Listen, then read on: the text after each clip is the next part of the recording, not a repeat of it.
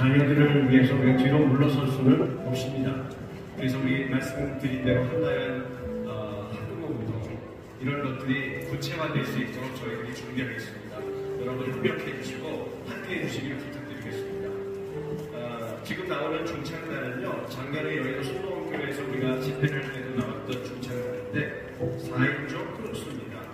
크루스는 4명의 남성 중창단인데 찬양을 통해서 특별히 이 찬송가에 있는 찬양을 많이 편곡해서 여러분들께 찬양을 드리는 그런 중창단입니다. 네, 나오시죠. 앞으로 나와서 소개해 주시고요. 그리고 이제 찬양을 부른 이후에 여러분 기도에 대해서 좀 고프시죠? 네, 그래서 저희가 신용백 목사님을 모셨습니다. 예성여관의 시대가 끝나는데 신용백 목사님이 오셔서 우리 연합에서 기도할 수 있도록 기도를 인도해 주실 것입니다. 이어서 찬양과 기도를 여러분들과 함께 하겠습니다.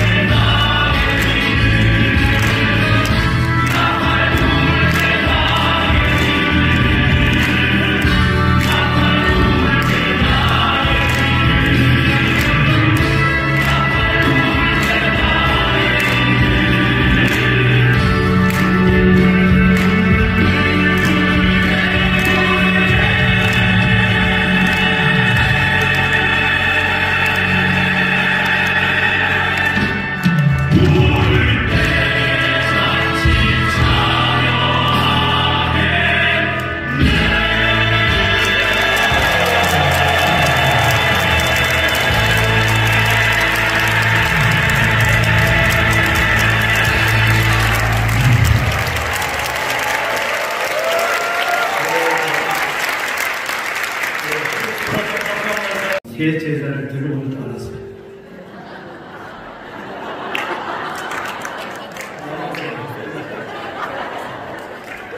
깜짝 놀랐어요. 찬양의 은혜가 되죠. 여러분, 기도는 방법입니다. 기도는 하나님의 능력을 붙잡는 유일한 우리의 소리입니다. 우리가 기도할 때 나라와 땅의 교회와 다음 세대를 살리시고 세우시는 하나님의 영광과 역사를 볼 줄로 믿습니다. 여러분, 기도하는 시간 먼저 순서지에 나와 있는 기도의 그 제목을 저와 여러분을 먼저 읽고 이 제목에 기도할 수 있는 동력이 되는 말씀을 세 구절을 읽고 함께 기도하고 마무리하겠습니다. 여러분, 제일 먼저 나라와 민족을 위한 기도, 두 번째는 한국 교회를 위한 기도. 기도문을 저와 여러분 함께 한번 읽을까요? 함께 하겠습니다. 대한민국이 하나님의 사랑 안에서 우리가 진리로 바로 새로운 집에 하소서. 아멘. 한국 교회 지구 그래서 하나님 국가의 위기, 사회 정부, 자유민주주의 위협, 인구 제한을 극복하는 지혜와 헌신을 보이게 하소서. 아멘. 예레미야 14장 9절 말씀을 함께 읽도록 하겠습니다. 14장 9절 함께 할까요?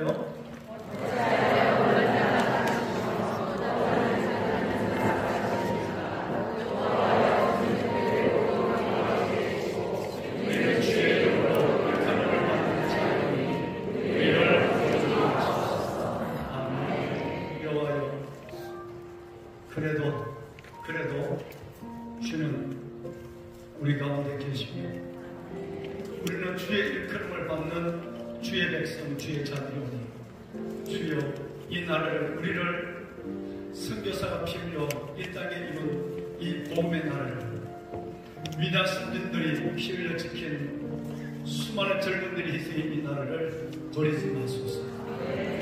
이 기도가 아버지의 보좌를 움직이는 기도가 될 줄로 믿습니다. 두 번째는 여러분, 출애굽기 19장 5절과 6절 말씀해 보시면 읽지는 않겠습니다. 이 말씀해 보시면 하나님께서 우리를 문나라 가운데 제일 먼저 주께서 우리를 하나님께서 그 모든 민족 중에서 아버지의 소리로 삼으시고, 두 번째는 하나님의 제사장 나라 거룩한 하나님의 백성이 되게 하소서라고 하는 모세의 기도가 있습니다. 이 기도가 오늘 나라와 민족을 위해 기도하는 이 자리 우리의 기도가 되었으면 좋겠습니다. 이 나라 대한민국을 주의 소유로 삼으소서. 하나님, 이 나라가 거룩한 아버지의 것, 거룩한 아버지의 나라, 하나님의 소유된 백성으로서의 주의 영광을 드러낼 수 있는 그 민족으로 다시 일어나는 역사를 우리의 대에 우리 눈으로 보게 하여 주옵소서.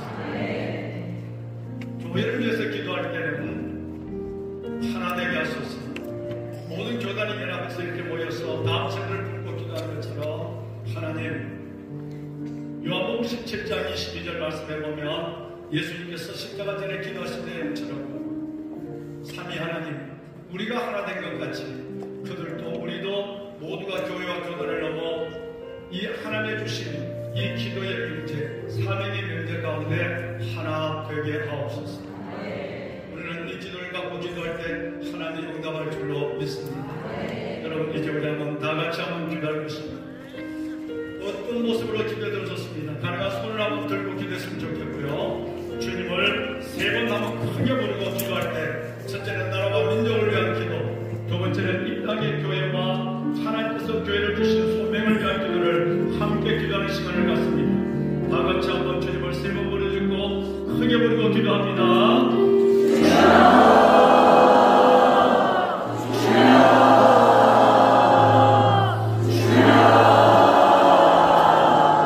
살아계신 아버지 하나님,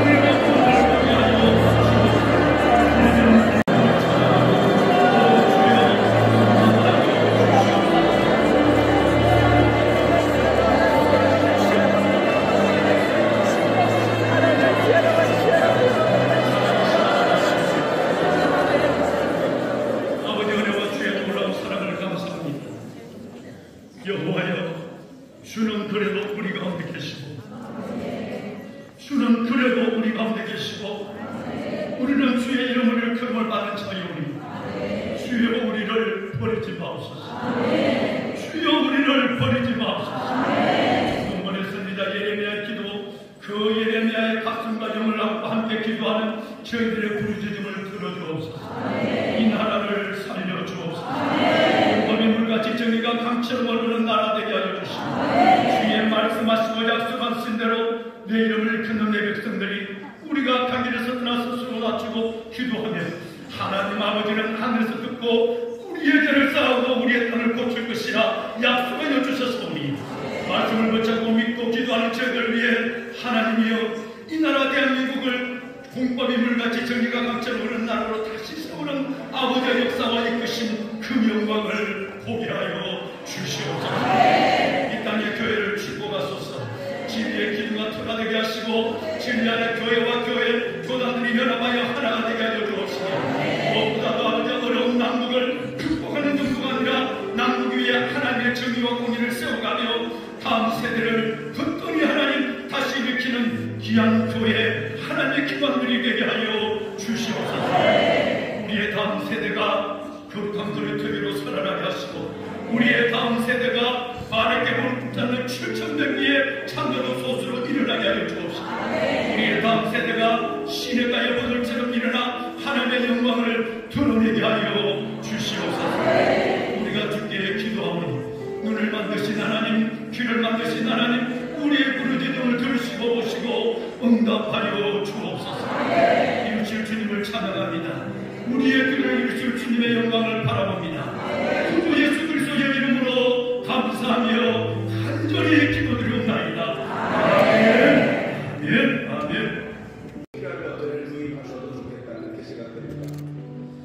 네, 그리고 여러분 25년 희망의 대한민국을 위한 한국교회 연합기도회 오늘 하는 이 생방송은 네 곳에서 방송이 되고 있습니다. 링크가 되어 있는데 크리스천 투데이, CHTV, 세계로교회, 그리고 본교회 왕성교회에서 생방송으로 여러분이 보실 수 있습니다. 나중에 한 번 더 놓친 말씀들은 보실 수 있으니까요. 그걸 참고해 주시고요. 자, 우리 앞줄에 자리가 좀 비었는데요. 담임 목사님들 오신 분들 있으시죠? 담임 목사님들은 좀 앞줄을 좀 채워주시겠습니까? 네, 앞줄을 채워주셔서 자리 좀 앉아주십시오. 네, 가능하면 앞줄이 비지 않게. 네, 그리고 여러분 순서지에 보면 다음 세대를 그 다음에 이웃 세대로 이렇게 있죠.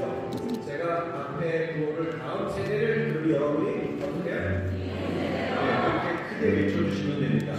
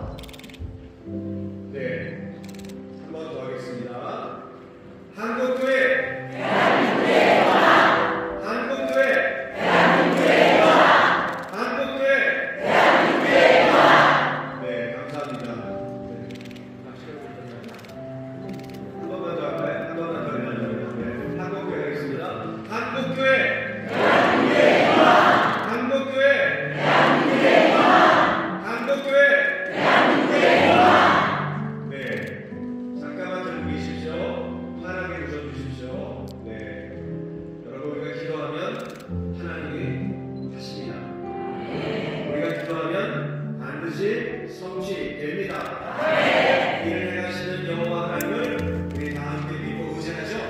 네, 이제 내려 놓으시고 하나님께 감사를 역사하겠습니다.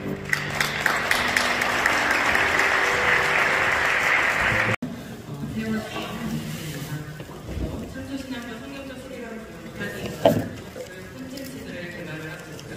우리 교회와 대한학교에서 적용할 수 있는 그런 교육 프로그램들을 현장에서 사역을 하고 있습니다. 제가 오늘 여러분에게 전달드리고자 하는 강의는 근본적인 토대를 무너뜨리는 진화적 세계관이라는 강의입니다. 이 강의를 통해서 여러분께서 요즘 이 시대의 사회적인 여러 악들 그리고 당면하고 있는 그런 시대적인 위기들 그리고 교회가 갖고 있는 여러 가지 그런 위기 상황들이 진화과 어떤 연관성을 갖고 있는지에 대해서 말씀을 드리고자 합니다. 여러분, 기독교 신앙의 정당성은 어디서 나옵니까? 네, 성경입니다. 그렇습니다. 우리가 믿는 것은 바로 계시로 주어진 하나님의 말씀이죠. 기독교 신앙은 철저히 계시에 의존되어 있습니다. 하나님께서는 우리에게 선지자들을 통하여서 말씀하셨고, 그리고 신약 시대에는 성육신하신 예수 그리스도를 통해서 말씀하셨습니다. 이 선지자들을 통해서 주신 이 계시의 말씀이 우리에게 구약으로, 그리고 성육신하신 예수 그리스도를 통해서 주신 말씀이 우리에게 신약으로 이렇게 완성된 66권의 성경으로 우리가 받았습니다. 우리가 만약에 이 성경 말씀이 없다면 우린 무엇을 알 수가 없을까요? 이 성경이 없다면 우리는 사실 아무것도 알 수가 없습니다. 예수 그리스도가 누구신지 알 수가 없습니다. 그분을 통해 어떤 일을 행하셨는지도 알 수가 없습니다. 우리에게 왜 구원이 필요한지 알 수가 없게 됩니다. 구원을 어떻게 얻을 수 있는지도 알 수가 없습니다. 그리고 그 구원의 결과가 무엇인지도 우리는 알 수가 없습니다. 이와 같이 하나님의 말씀이 없다면 우리는 많은 것들을 알 수가 없는데, 이런 말씀을 드리면 그래, 그러니까 성경은 구원에 관한 지식이 들어있는 거야, 또는 그러니까 성경 중에서 구원에 관련된 내용만 하나님의 영감으로 되어 있는 거야 라고 황당한 주장을 하는 사람들이 있습니다. 약간의 그 뉘앙스의 차이가 있는데 오늘 것들이 좀 잘 분별되셨으면 좋겠습니다. 네. 여러분, 우리가 믿는 이 복음은 크게 세 가지 요소로 구성되어 있습니다. 이 복음은 먼저 인간이 어떤 존재인지를 알려줍니다. 그리고 그 인간이 어떤 존재인데 왜 구원이 필요하게 된 존재인지를 알려줍니다. 그것을 우리가 복음의 토대라고 얘기할 수가 있습니다. 우리가 구원이 필요한 존재가 되었기 때문에 하나님께서 예수 그리스도를 통해서 십자가로 구원해 주셨습니다. 이것이 복음의 핵심이죠. 그리고 이 복음의 열매는 무엇입니까? 바로 영원히 죽지 않는 영원한 생명을 우리에게 예수 그리스도를 주신 것입니다. 그런데 만약에 창세기 1에서 3장이 없다면 어떻게 될까요? 이 창세기 1에서 3장이 없다면 우리가 왜 구원이 필요한 존재인지, 예수님께서 도대체 이 땅에 왜 오신 것인지, 그분을 통해서 우리에게 주시고자 하시는 그 구원의 결과가 무엇인지, 이 모든 것을 알 수가 없게 됩니다. 그래서 성경은 철저하게 모호하지 않게 역사적인 근거를 가지고 복음을 설명하고 있습니다. 바로 이 복음의 토대가 되는 것이 인간이 어떤 존재인가, 바로 하나님의 형상으로 지음받은 존재이고 처음부터 죽지 않는 존재로 지음받았고 하나님을 닮은 존재로 지음받았다는 것이 바로 복음의 토대를 형성합니다. 그런데 범죄하여서 죽음이 들어왔기 때문에, 즉 첫사람 아담이 범죄하여 이 죽음이 들어왔기 때문에 둘째 아담이신 예수 그리스도께서 이 땅에 우리의 죄를 씻기 위해서 오신 것입니다. 이와 같이 성경에서 복음의 토대인 첫사람 아담에 대한 역사적 근거가 만약에 소실된다면 우리는 둘째 아담이시며 마지막 아담이신 예수 그리스도께서 이 땅에 왜 오셨으며 무엇을 하실 것인지 알 수가 없게 되는 것입니다.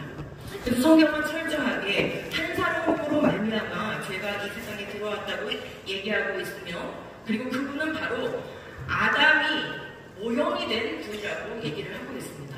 그러므로 아담의 사실성은 둘째 아담이신 예수 그리스도의 사실성에 직결되어 있는 문제라는 것을 알 수가 있습니다. 만약 우리에게 창세기가 없다면 영원한 해결책이 왜 필요하며 그것이 무엇인지 알 수가 없습니다. 인간이 원래부터 출발점의 그 존재가 어떤 존재인지 알 수 없다면 우리를 회복해 주신다고 했을 때 그 회복이 무엇인지 알 수가 없게 되는 것입니다. 그럼 이제 이러한 우리가 믿는 성경이 가르쳐주는 이 복음과 학교에서 교과서를 통해서 전달되고 있는 생명, 그리고 인간, 우주와 관련된 그런 개념들이 어떻게 연관되는지를 좀 말씀드려보도록 하겠습니다. 교과서가, 특별히 이제 과학교과서가 전달하는 생명관은 어떻습니까? 여러분이 다 아시다시피 진화론적인 생명관만 전달되고 있습니다. 고등학교 1학년 과학교과서를 보시면 전혀 진화론과 상관이 없는 단원임에도 불구하고 진화론적인 서술이 계속 들어가면서 진화론적 생명관을 전달하는데 고등학교 1학년 과학교과서에서는 분명하게 명시적으로 물질 사이에 끊임없이 화학 반응이 일어나서 생명체가 출현한다고 얘기합니다. 지금 무슨 뜻입니까? 생명은 물질의 반응을 통해서 나타나는 것이다, 생겨나는 것이다 라고 얘기를 하는 것이죠. 이러한 하나의 세포가 출현한 다음에 수십억 년의 진화의 과정을 거쳐서 생물들이 다양하게 나왔다고 얘기를 합니다. 그래서 교과서는 끊임없이 귀에 못이 박히도록 얘기하는 것이 자연 선택과 돌연변이가 반복돼서 다양한 생물들이 나왔다라고 얘기하고 동일한 고등학교 1학년 과학교과서입니다. 환경에 적응하여 변화하는 현상을 진화라고 이렇게 가르치고 있습니다. 지금까지 단 한 번도 돌연변이로는 그전에 없었던 고급 유전자가 추가된 예가 없습니다. 지금까지 단 한 번도 자연 선택을 통해서 생물의 종류가 바뀐 예가 없습니다. 그런 관찰이나 실험이 없습니다. 그러나 우리 아이들은 10여 년의 교육과정, 공교육과정, 국가교육과정을 통해서 이 못에 박힌 내용들을 계속 배우면서 아이들은 그냥 교과서가 가르치니까 오랜 시간이 지나면 종류가 바뀔 수 있나 보다, 그것이 과학적 사실인가 보다 라고 받아들일 수밖에 없는 그런 상황 가운데 놓여져 있습니다. 교과서는 단지 하나의 세포가 출현해서 수십억 년의 진화의 과정을 거쳐서 다양한 생물이 나왔다, 그 정도 서술로 끝나지 않습니다. 그 끝에 고생대, 중생대, 신생대를 거친 다음에 그 끝에 누가 출현했다고 얘기합니까? 바로 인간이 진화적으로 명장 후의 한 종류로 출현했다고 얘기합니다. 그렇기 때문에 인간은 진화론적인 관점에서 우리 아이들에게 주입되는 인간과는 138억 년의 우주 역사 가운데 46억 년의 지구의 역사 가운데 단지 수십만 년 전에 출현한 그런 존재에 불과합니다. 물질적인 그런 반응을 통해서 나타난 생명이 또 물질적인 그런 변화의 과정을 통해서 나타난 여러 생물들 중에 그리고 네 발로 기던 동물의 조상으로부터 나타난 그런 인간, 그것이 우리 아이들에게 주입되고 있는 인간관입니다. 2009 개정 교육과정부터는 고등학교 1학년 교육과정에 빅뱅이라는 우주론이 들어가기 시작했습니다. 그 전까지 2010년이 되기 전까지의 교육과정에서는 빅뱅이 고등학교 1학년까지는 들어가지 않았었습니다. 그 얘기는 무슨 뜻이냐? 진화론자들의 입장에서 보면 이제는 생물이 진화돼서 만들어진 것쯤은 대부분 인정하는 게 된 것 같아. 그럼 이제 물질, 원소들은 도대체 어떻게 만들어진 건지를 진화적으로 설명을 해줘야 되겠구나. 그래야 진화론적인 우주의 기원, 진화론적인 생명의 기원, 진화론적인 인간의 기원이 완성되게 되는 것이죠. 그러한 취지에서 빅뱅 이론이 교과서에 2009 개정 교육과정부터 들어가 있습니다. 교과서의 서술 형태를 보면 마치 빅뱅이 일어난 현장에 누군가가 옆에 있다가 지켜보고 있다가 기록한 것과 같이 그렇게 역사적 사실로 기술하고 있는 것을 볼 수 있습니다. 누가 봤습니까? 누가 재현할 수 있습니까? 누가 실험할 수 있습니까? 이 우주의 기원과 구조의 변화에 대한 가설들은 우주론이라고 하는데 이 우주론적 가설들은 다양하게 만들 수 있습니다. 그러나 교과서는 다양한 가설로서 빅뱅을 서술하지 않습니다. 유일하게 마치 이것이 기정사실로 역사적인 실제 사건으로 일어난 것으로 서술하고 이 빅뱅 우주론만 제시하기 때문에 우리 아이들은 교육과정을 통해서 배우고 나면 우주는 그냥 당연히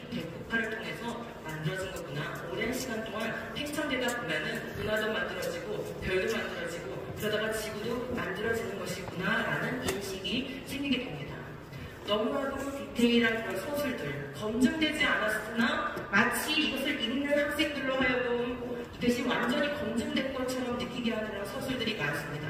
10의 마이너스 35승주, 1초, 3부, 38만 년. 빅뱅 후에 그때마다 어떤 사건이 일어났는지를 기술하고 있습니다. 이런 서술들을 볼 때 어느 학생이 아주 과학자들이, 물리학자들이, 천체 물리학자들이 다 검증했으니까 저렇게 숫자를 제시해서 설명하겠지라고 생각하지 않겠습니까? 그렇지만 이것은 그냥 하나의 이론과 가설일 뿐입니다. 그럼에도 불구하고 교과서는 원자가 생겨나기 시작하였다. 여러분이 보시는 서술 그대로 이런 서술론들, 사실을 기록하고 역사적 사건을 기록하는 서술론들을 계속적으로 가르쳐 왔습니다. 급기야 그러다가 단원의 제목이 뭡니까? 별에서 온 우리. 왜요? 왜 이렇게 가르치는 거죠? 대폭발해서 팽창하다가 은하가 만들어지고 별이 만들어지고 그 별이 다시 폭발해서 원소들이 이 우주 공간 가운데 뿌려지고 그 먼지 가스들이 다시 뭉쳐져서 태양이 만들어지고 지구가 만들어지고 거기서 너가 나왔으니까 너는 별에서 온 우리야. 이와 같이 과학 교과서는 진화론 교육을 통해서 인간을 규정하기를 생각하는 별 먼지쯤으로 규정을 해주고 있습니다. 여러분, 과학 교과서를 통해서 진화론 교육을 하면서 무엇을 건드리고 있다고 생각하십니까? 오늘 이 시간을 통해서 진화론 교육이 우리의 사고 체계에 무엇을 바꾸고 있는지를 좀 느끼실 수 있기를 바랍니다. 결국 진화론은 이렇게 물질 세계가 어떻게 만들어졌는지, 그 물질 세계를 통해서 또 별과 행성들은 어떻게 만들어졌는지, 그리고 그 지구에서 어떻게 물질이 반응해서 세포가 만들어지고 생물들이 만들어지고 인간이 만들어졌는지, 이 모든 것, 이 만물, everything에 대한 모든 사물 개념을 장악해 왔다라는 것을 알 수 있습니다.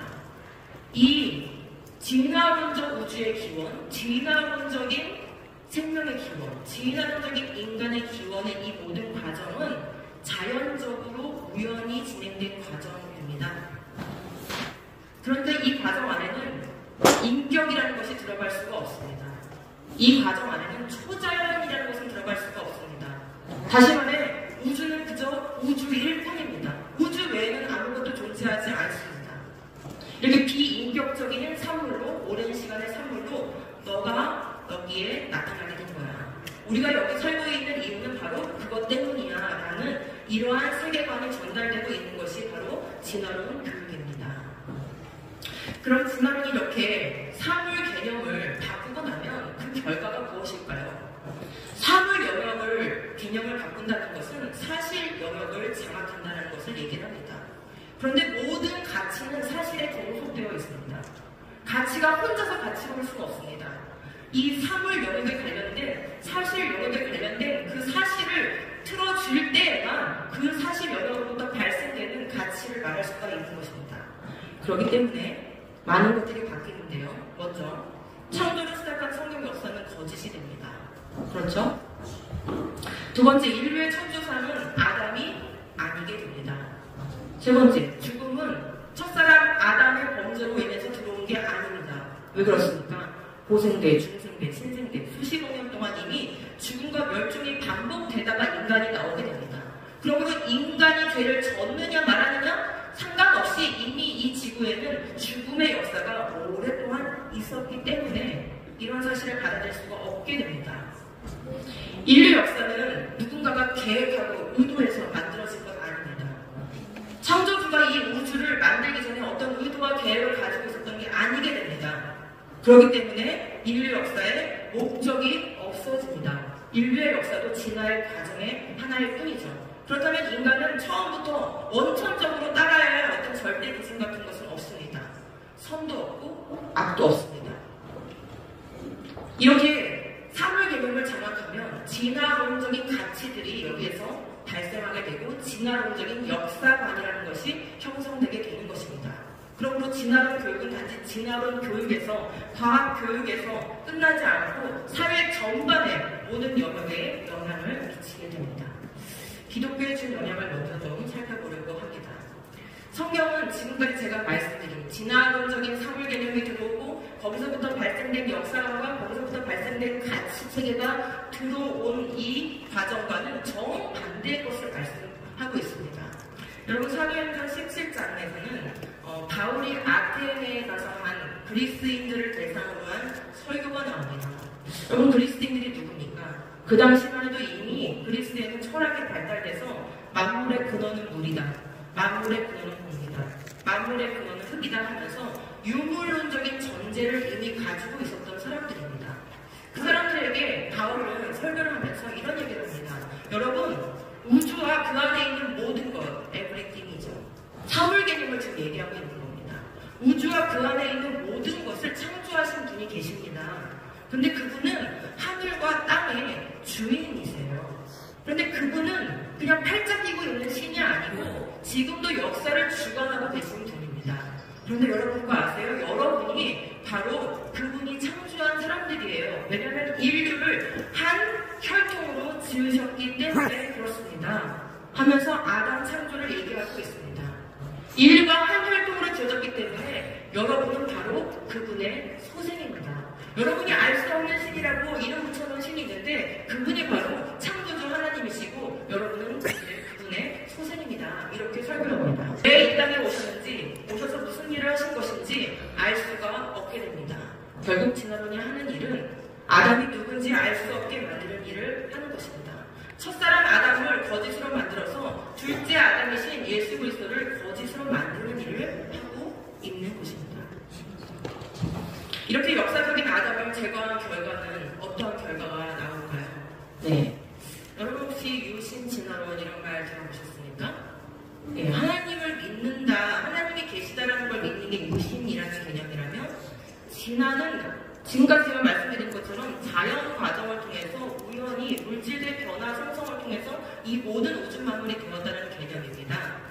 그러니까 원천적으로는 두 말이 조합될 수가 없는 말이죠. 왜냐하면 진화는 자연 과정이고 유신, 적어도 하나님이 계시다면 그분은 초자연적인 분이실 테니까 이 초자연적인 것과 자연적 과정을 엮어서 말할 수가 없는 것입니다. 더군다나 성경은 초자연적인 창조는 이미 창조 주관에 맞췄다라고 말씀하고 계시기 때문에 유신 진화라는 개념은 말 자체가 노후하고 모순된 그런 얘기입니다. 그러나 요즘 우죽순처럼 유신 진화라는 것을, 진화 창조라는 것을 주장하는 사람들이 여기저기 나타나서 사람들을 이용을 하고 있습니다. 사람들의 선한 분별력을 타개시키고 있습니다. 마치 자신들이 하는 이야기가 훨씬 더 전문적이고 현대적이고 무언가 이 시대에 걸맞는 이야기를 하는 것처럼 얘기하면서 성경을 재해석하냐, 창세기를 재해석해라 라고 우리에게 얘기를 하고 있습니다. 미국의 사례를 먼저 말씀을 드려보겠습니다. 미국에 유명한 유신 진화론 단체인 바이오로고스라는 단체가 있습니다. 여기에서 활약을 하고 있는 조셉 벤카드라는 교수가 있습니다. 이 사람은 철학 교수인데 이분이 이렇게 얘기합니다. 만약 진화론이 사실이라면 창세기 기록의 역사적 사실성의 의문을 다시는 창세기의 역사적 사실성을 받아들일 수 없다라고 얘기합니다. 그런데 이 창세기에 대한 의문은 곧장 예수 그리스도의 의문으로 넘어가게 됩니다. 만약 예수님이 인간의 원죄를 극복하기 위해서 죽으신 것이 아니라면 과연 예수님은 왜 죽으셔야 됐나 이렇게 얘기합니다. 예, 무슨 얘기입니까? 첫사람 아담의 역사성, 사실성이 제거되니까 둘째 아담이 이 땅에 왜 오셨는지, 무엇을 하러 오신 건지에 대한 의문이 생겨나게 된 것이죠. 이게 바로 진화론이 하는 일입니다. 그런데 더 기가 막힐 노릇은 유신 진화론을 주장하는 이 사람은 자신이 예수님께서 이 땅에 왜 오셨는지 그 성육신의 이유를 진화론적 관점에서 설명을 해주겠다고 얘기합니다. 그러면서 이렇게 얘기합니다. 성육신의 이유가 무엇이란 말인가? 예수님은 우리에게 완전한 인간이 어떤 존재이며 진정 어떻게 살아야 되는지를 보여주기 위해 살과 뼈를 가지고 성육신하신 것이다. 만약에 그냥 다른 앞뒤의 설명을 못 듣고 딱 이 문장만 읽었다면 어쩜 여러분도 끄덕끄덕 하셨을지도 모르겠습니다. 그렇지, 예수님이 우리에게 완전한 인간성을 보여주시러 오신 것도 맞는 말이지라고 생각하실지도 모르겠습니다. 그러나 예수님이 오신 목적과 이유가 그것 때문입니까? 아니죠. 더 나아가서 이 사람이 이렇게 얘기합니다.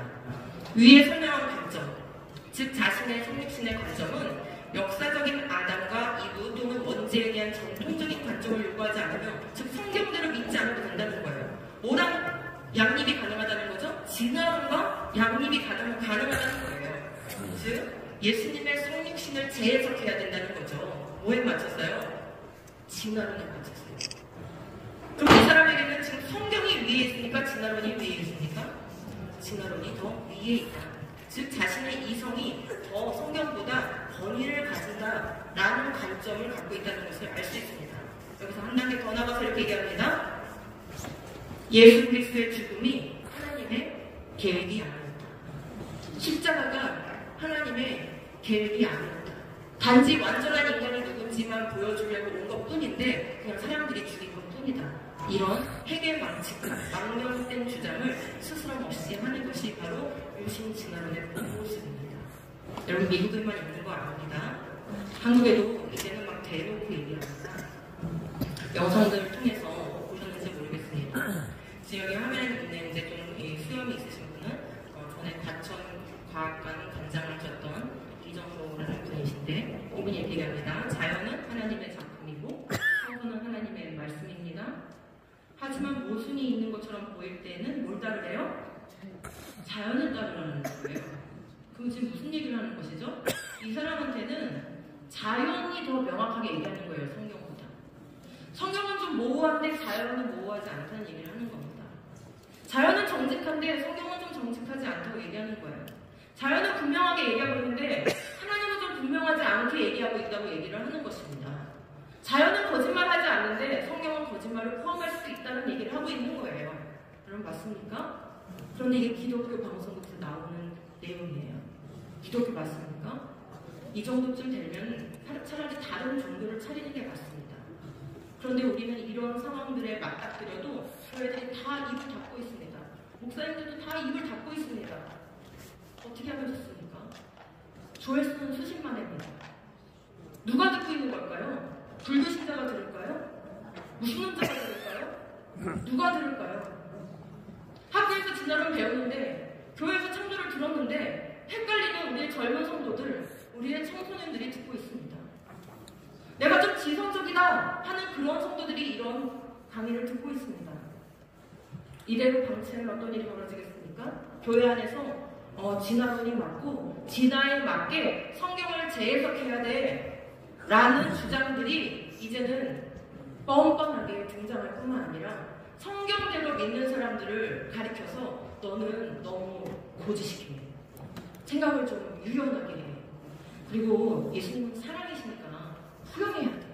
이런 얘기를 하면서 성경대로 믿는 사람들을 오히려 조롱하고 모욕하고 억압하는 그런 분위기로 바뀔 것입니다. 하나 더 볼까요?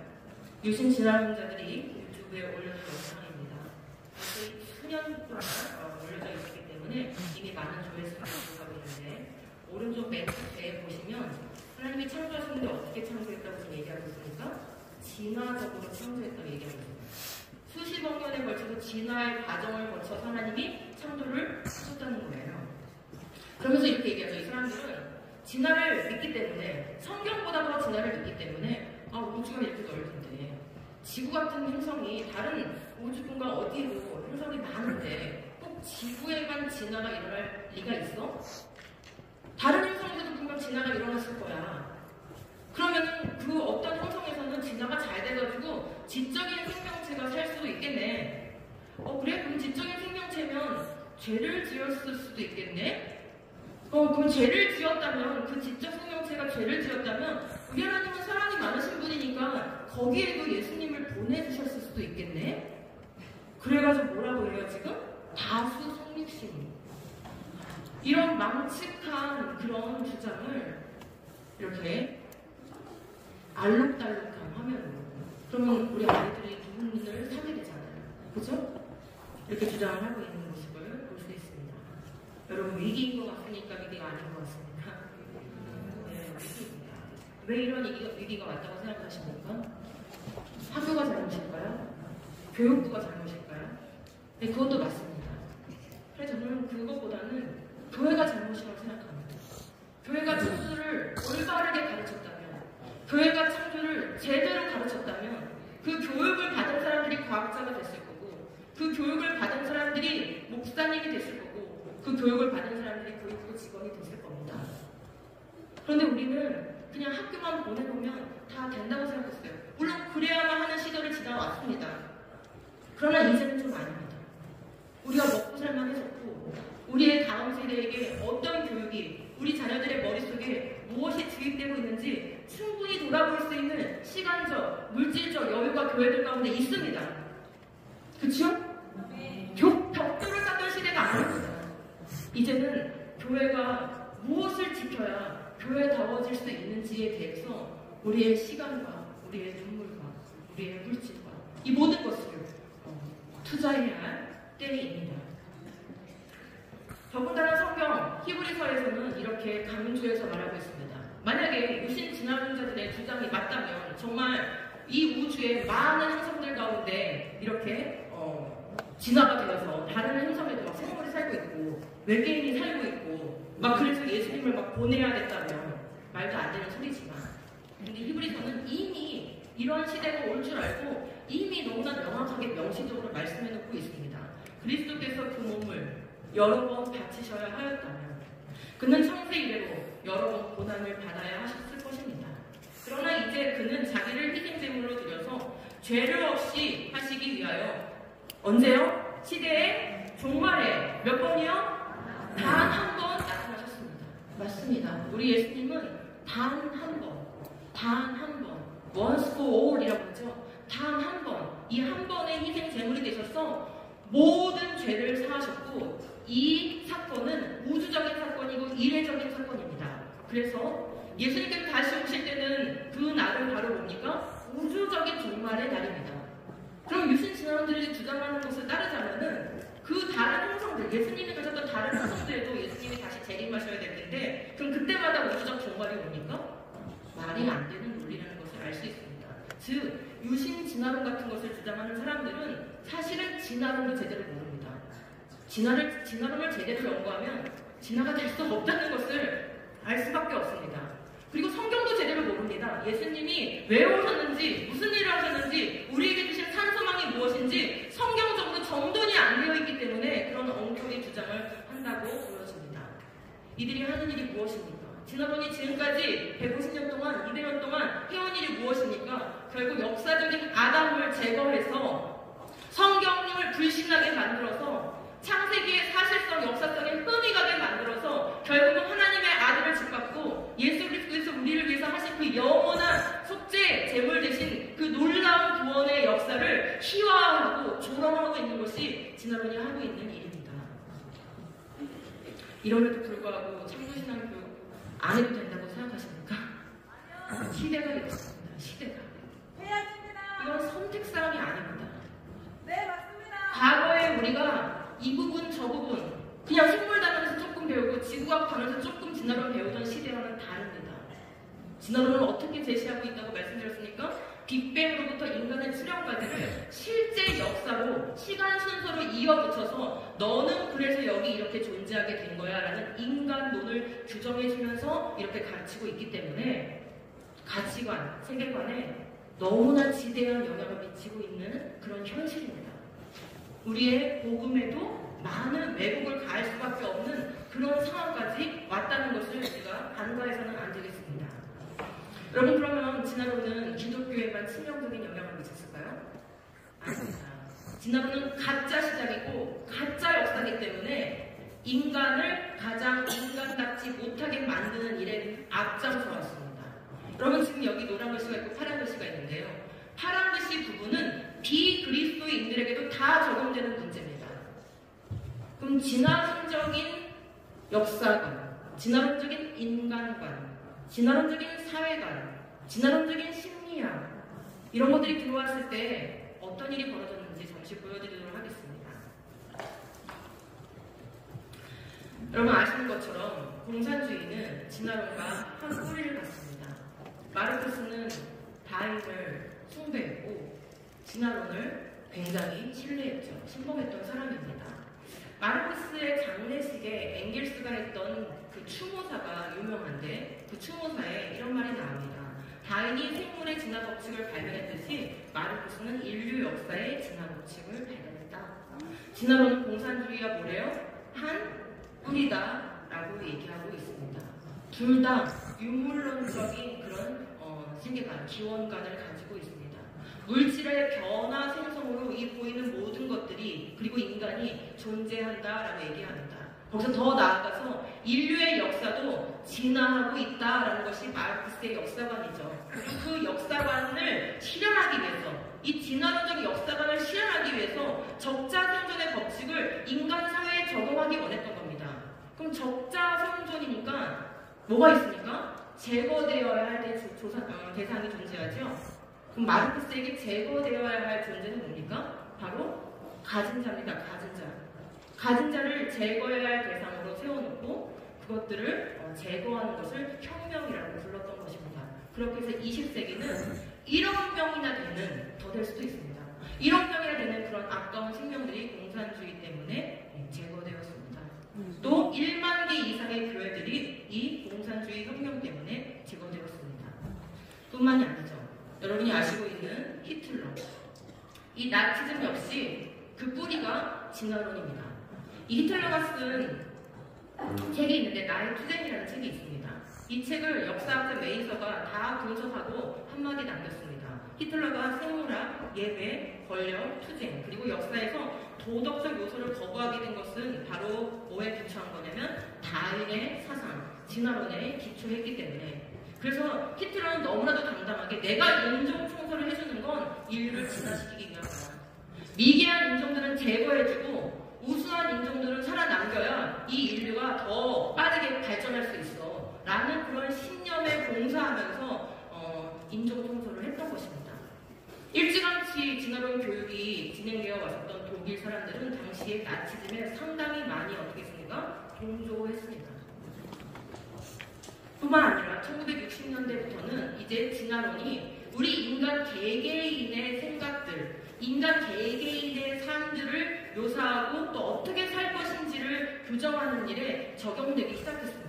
데스몬드 모리스라는 이 사람은 1960년대에 이미 털없는 원숭이라는 책을 썼어요. 털없는 원숭이라는 책을 인간을. 그러면서 이 말뜻 안에는 뭐가 들어있습니까? 너는 영장류에서 온 거야. 넌 영장류에서 왔기 때문에 영장류의 본능을 가지고 있어. 영장류의 본능대로 사는 게 너무나 당연한 거야. 너무 고상가면서 살려고 하지 마. 이런 의미가 내포되어 있는 것입니다.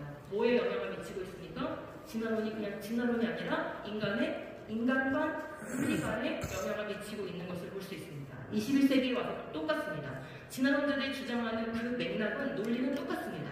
이 하라리가 뭘 강조하고 있냐면 인간이 동물이라는 것을 강조하고 있어요. 그러면서 개인적인 차원과 가족적인 차원에서 봤을 때는 인간 사회나 침팬지 사회가 구분이 안 된대요. 차이가 없대요. 이런 주장을 하고 있습니다. 여러분, 진화론에서 나온 이런 사상들은 처음부터 결혼과 가정을 천박하게 여겼습니다.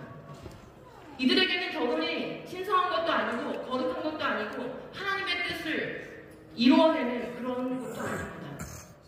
또 남자와 여자에게 주신 성도 거룩한 것도 아니고 어떤 영적 의미도 없습니다. 그냥 단지 육체적인 쾌락의 수단일 뿐이죠. 하라리가 한국에 왔을 때 조선일보가 인터뷰를 했더라고요. 그걸 봤더니 뭐라고 얘기하고 있습니까? 나는 소년을 좋아했다는 거예요. 동성애를 옹호하고 정당화하면서 내리는 말이 무엇이냐면 이런 말을 했어요. 사람뿐만 아니라 동물에게도 동성애가 있다. 침팬지가 그 한 얘기인데 무슨 얘기를 하는 거죠? 우리가 영장류에서 왔기 때문에 영장류의 본능을 가지고 있는 건 이상한 게 아니에요. 근데 내가 영장류 침팬지를 연구를 해보니까 걔네들도 동성애를 하더라고요. 걔네들도 보니까 섹스를 하는데 번식만을 위해서 하는 게 아니라 우정이나 긴장 완화를 위해서도 하더라고요. 그러니까 내가 동성애를 하는 것은 우정과 친밀감 구축을 위해서 하는 것이지 죄가 아닙니다. 그러면서 밑에 하는 말이 뭐냐? 실제로는 자연선택 그리고 적응과 진화가 있을 뿐이다. 나는 과학자다. 이 말 뭐예요? 내 말 믿으세요. 이 말이죠. 여러분이 이런 성적인 이런 일들을 저질러도 그거 죄 아닙니다. 그냥 내 말 믿으세요. 이 우주는 진화의 성질일 뿐입니다. 라고 얘기하고 있는 것입니다. 더 나아가서 진화론을 신봉하는 프로이트 심리학과 그리고 공산주의 이 두 개가 결합돼서 문화 막시즘이라는 걸 형성했어요. 근데 역시 문화 막시즘도 무엇을 해체하고자 합니까? 부모와 가족이라는 전통 질서, 즉 창조 질서를 해체하는 게 이 문화 막시즘의 목표라고 얘기를 하고 있습니다. 그래서 이와 같은 이 현 세태에 대해서 대학자 르네 지나르는 이런 지적을 했어요. 이 새로운 이교는 문화 막시즘을 얘기하는 거예요. 이것은 십계명을 비롯한 유대 기독교의 모든 모로를 참을 수도 없는 폭력으로 추정하고, 우리가 성경적인 윤리관 말하고 성경적인 인간관 말하고 하나님이 처음부터 남자와 여자를 창조하셨다고 말하면, 그래서 동성애하면 안 된다라고 얘기하고 결혼은 신성한 것이고 한 남자와 한 여자가 순결하게 가정을 이루어야 된다, 이런 말을 하면 이걸 뭐라고 얘기한다는 거예요? 폭력이라고 얘기한다는 거예요. 폭력. 너네 언어 폭력하지 마 라고 얘기를 한다는 것이죠. 그러면서 이들의 가장 큰 목표가 무엇이라고 하니까 무한한 욕망을 만족시키는 것, 그러므로 이 만족을 가로막는 모든 금기를 없애는 것을 행복이라고 합니다. 그럼 보이시죠? 지난해에서 나온 이 악한 사상들은 결국 성경을 떠나서 인간이 자기가 어떤 존재인지를 규정하고 싶은 거예요. 성경을 떠나서 행복이 무엇인지를 규정하고 싶은 겁니다. 내가 옳다고 하는 것은 옳은 거고 내가 그러다고 하는 것은 그런 거고, 가치 판단을 내 기준에서, 인간 기준에서 하겠다라는 인본주의의 극치를 보여주고 있는 것입니다. 그런데 사실 진리는 변하지 않습니다. 윈이라는 인류 사회학자가 80여 개의 문명 국가들, 과거에 있었던 이런 문명 국가들을 다 조사를 한 거예요. 그랬더니 놀라운 사실이 발견됐어요. 인류의 기록에는 한 사회의 완전히 새로운 세대가 혼전, 혼외, 성적 절제를 무시하는 전통을 수용한 후에도 그 에너지를 유지했던 사례는 없다. 단 한 번도, 단 한 문명 국가도 그러한 사례가 없다는 것을 알 수 있었습니다. 즉, 성적으로 무질서해진 그 문명은, 그 사회는 뭐 할 수밖에 없다는 거죠? 망할 수밖에 없다는 거예요. 문명을 유지할 힘을 잃어버린다라는 것을 이 사람이 발견하고, 이 사람은 원래 이걸 목적으로 연구한 게 아니에요. 사실 반대 목적으로 연구를 시작했는데 이런 결과를 알게 돼서 자신도 놀랐습니다. 하나님을 믿든지 하나님을 믿지 않든지 인류 사회는 하나님의 창조 질서를 따를 때, 하나님의 법을 따를 때 번영할 수 있고 건강할 수 있고 행복할 수 있습니다. 그래서 우리가 존경하는 아브라함 파이퍼는 일찍이 이런 말을 해줬어요. 창조와 진화, 이 기원에 대한 논쟁은 그냥 단순하게 창조가 맞냐 진화가 맞냐 그런 단순한 구도의 문제가 아니라 뭐가 걸려있는 문제라고 하니까 두 삶의 체계 사이의 논쟁입니다. 이 전쟁은, 이 기원에 대한 논쟁은 창조나 진화냐, 이 논쟁은 한쪽이 한쪽을 파괴시키는, 한쪽이 한쪽을 무너뜨리는 전쟁이다, 이 말입니다. 그러면서 이 두 삶의 체계는 서로 사투를 벌이고 있다라고 말했습니다. 근데 저는 이 글을 읽으면서 너무 마음이 아팠어요. 이 파이퍼가 살던 시절만 해도 창조냐 진화냐, 이 기원에 대한 논쟁, 이것을 놓치면 삶의 체계 전체를 다 놓쳐버리고 잃어버리는 것이기 때문에 이거는 정말 목숨 걸고 싸워야 되고 지켜야 되는 거야 라는 이것을 통찰하고 그렇게 사투를 벌이는 사람들이 그래도 꽤 있었던 것 같습니다. 근데 저는 이거를 읽을 때 지금 도대체 이 기원에 관한 논쟁이 이 모든 본질을 좌우하고 삶의 체계를 좌우하고, 그래서 이걸 놓치면 모든 것을 다 놓쳐버리는 것이라는 것을, 이 본질을 깨뚫고 이 문제에 적절하게 대응하고 있는 교회는 얼마나 될까라는 생각을 했을 때 제 마음이 너무나 아팠습니다. 기독교 신앙에 파괴된 기초를 다시 세워야 할 때입니다. 기초가 보이십니까? 뭐가 지금 이 싸움의 본질을 이루고 있는지, 그 승부처가 어디에 놓여져 있는 것인지 보이시기를 바랍니다. 여러분, 지금 여기 보시면, 이 그림에 보시면 황당한 사람이 한 명 있어요. 찾아보실 수 있으시겠습니까? 네. 지금 자기의 기초를 허무는 사람 보이십니까? 폭탄을 쏘는데 자기가 서 있는 그 기반에다가 지금 폭탄을 쏘고 있는 사람이 있습니다. 여러분, 지난 200여 년 동안 인본주의 진영은 매우 전략적이고 지혜로운 싸움을 싸워왔는지도 모르겠습니다. 그들은 끊임없이 성경의 신실성을 공격해왔습니다. 그들은 창세기는 믿을 수 없는 문서라고 공격해왔습니다. 창조는 거짓이고 진화가 사실이라고, 진화는 과학이 밝혀낸 것이라고 이렇게 공격해왔습니다. 그리고 그 결과 어떻게 됐습니까? 네, 실제로 창조는 과학이고, 진화는 과학이고 창조는 신앙이라는 이런 프레임에 뒤집어 씌워져 있습니다. 우리가 공적인 자리에 가서 창조가 맞다는 말 여러분 하십니까? 잘 못하시죠? 우리 아이들은 더더욱 그렇습니다. 여러분 국회 청문회에서 어떤 일이 있었습니까? 창조 맞다고 주장하는 분이 나오니까 어떻게 그런 생각 수준으로 국가의 중요한 일을 맡을 수 있냐 이렇게 하면서 그분을 폄훼하는 장면을 보셨을 것입니다. 지금 이런 시대가 되어 있어요. 어디가 지금 전략적으로 잘 싸워왔습니까? 인본주의 진영은 지난 200년 동안 너무 잘 싸워온 거예요. 우리의 기반을 막 허물어버린 거예요. 기독교의 기반인 이 하나님의 말씀의 신실성과 창세기를 막 허물어놓은 거예요. 기초가 더 허물어졌습니다. 근데 거기다 대고 이제는 자기 진영 안에서, 교회 안에서, 기독교 안에서 자기의 기반을 막 허무는 사람이 나타나서 유신 진화를 주장하는 사람들이 있는 거예요. 이 진화론 진영은 나쁜 열매들을 많이 맺었습니다. 예수님은 열매를 맺고 그 나무를 알아보라고 말씀하셨어요. 그 차입니다. 지금까지는 이것이 중요한지 몰랐어요. 진화론에 밀려서 그렇습니다. 이제는 다시 새롭게 창세기 1에서 11장을 사실적으로 접근을 해야 됩니다. 이 복음의 기초, 이 무너진 기초를 다시 새롭게 해야 됩니다. 그래서 여러분께 제가 지금은 소상히 설명드릴 수 없지만 부스에 가시면 리플릿이 있어요. 이 창조신앙 교육을 제대로 하기 위해서 초등부 프로그램, 중고등부 프로그램, 성장형 프로그램을 다 만들어놨습니다. 적용만 하면 됩니다. 교회가 같이만 하면은 우리가 이길 수가 있습니다. 이기는 싸움을 하는 교회들이 되었으면 좋겠습니다. 모든 교회가 기초 재건에 한 줄을 벌여야 됩니다. 한쪽에서 막 짓고 있는데 한쪽에서 호들고 있으면 그것은 도저히 이길 수가 없는 게임입니다. 우리가 모두가 같이 이 기초를 세우고 성벽을 재건하는 일에 함께 해야 합니다. 우리 같이 말씀 듣겠습니다. 시작.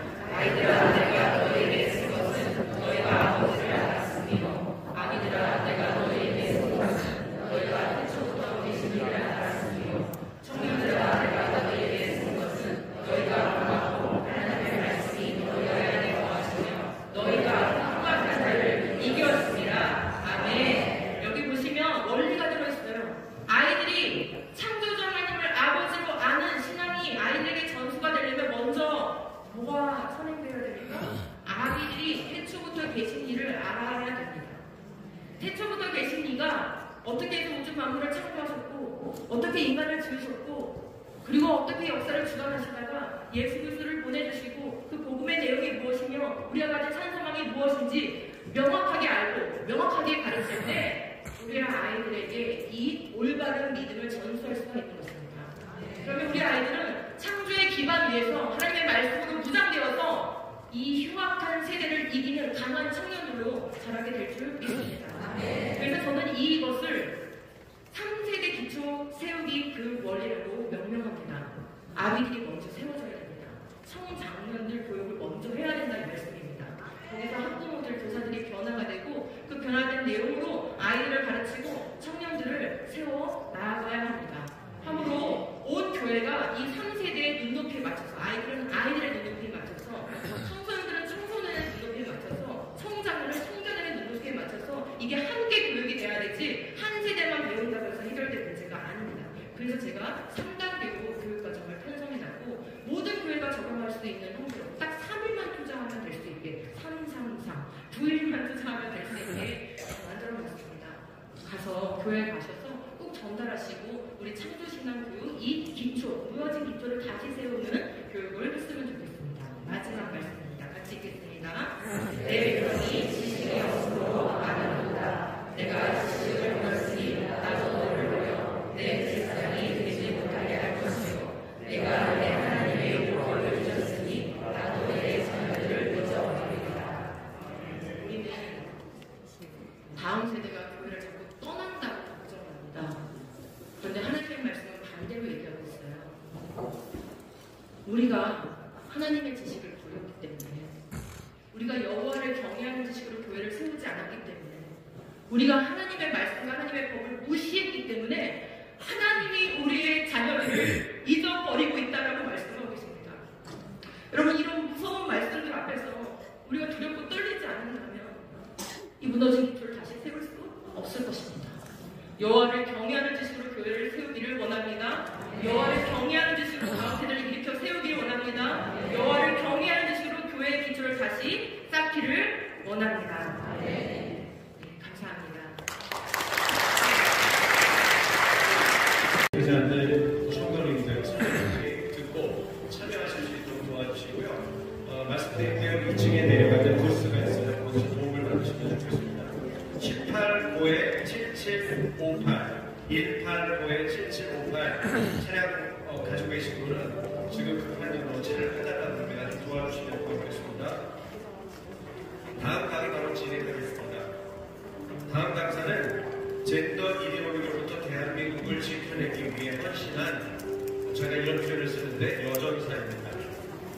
대한민국의 건강과 성교육을 올바로 세우고자 힘쓰는 한국가족보건협회 AF 아카데미의 김지연 대표세요.